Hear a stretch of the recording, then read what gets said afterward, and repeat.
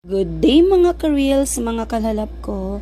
Dahil po nag-craving ang inyong trying hard chef ng sopas Ola. Ayan, nagluto po talaga ako ng sopas kahit sa mainit na panahon.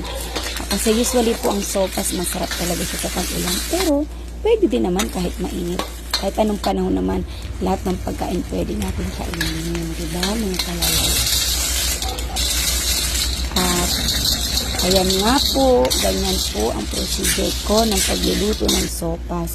Sinasangkutsa ko po muna lahat ng mga ingredients. At nagtaka po ang aking pamangkin, bakit ko daw po nilagyan ng luya yung sopas. Sabi ko, lahat ng aking niluluto, maliban sa spaghetti, may luya po talaga. At sobrang sarap naman para sa akin. Then nga po, diyan ko na rin po pakukuluan, hintayin kong palambutin yung pasta pagkatapos kong gisahin at ilalagay ko na po yung pinakahuling sangkap, which is yung mga gulay, yung gatas, lalo na po yung cabbage kasi madali po yang maluto.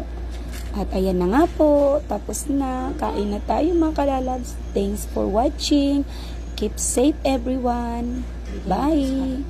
Mwah.